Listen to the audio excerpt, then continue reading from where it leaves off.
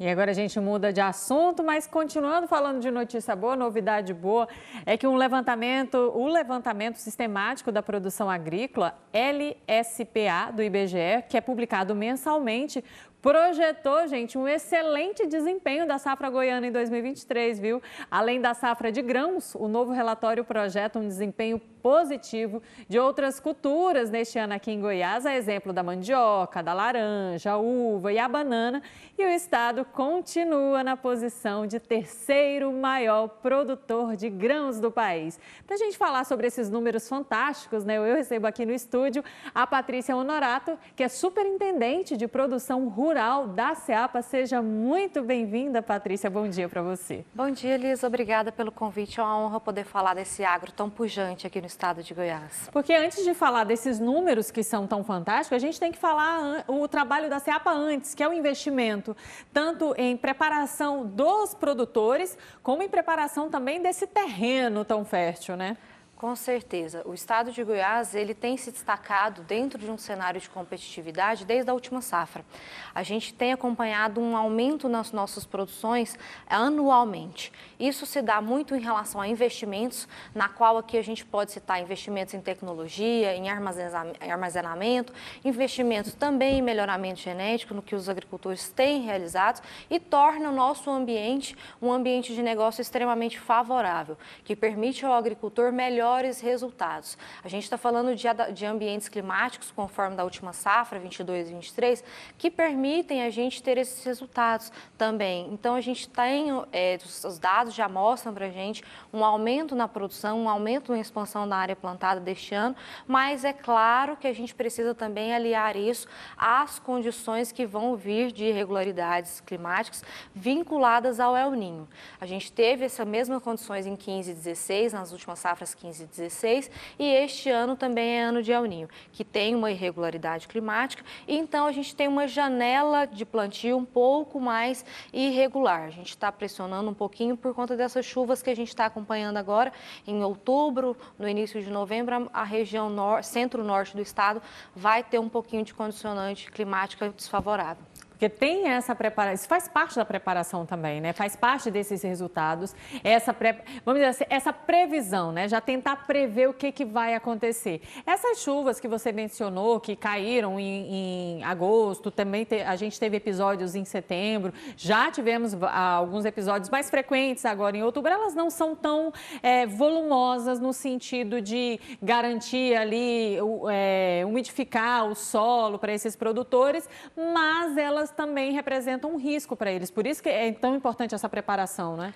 Com certeza.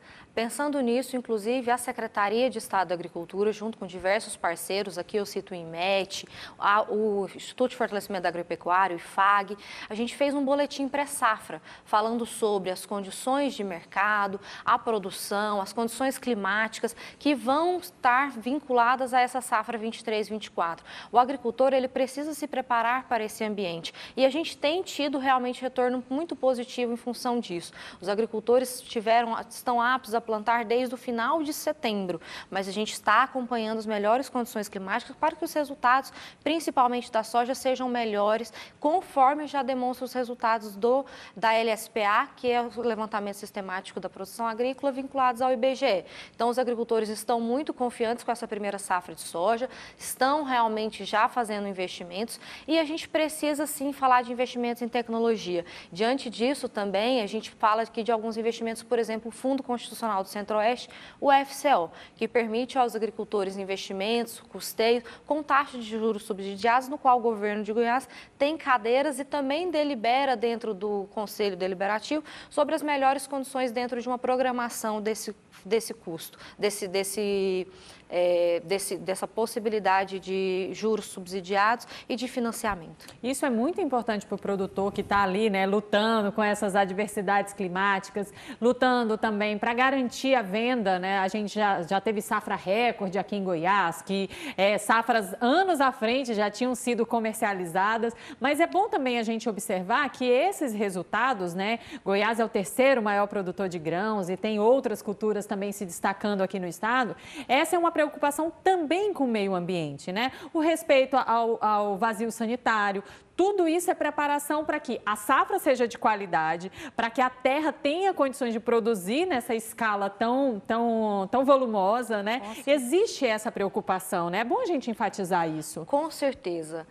A gente tem uma grande preocupação junto às questões sanitárias, ambientais, nas quais os agricultores têm se destacado em Goiás. A gente tem sido referência nisso também.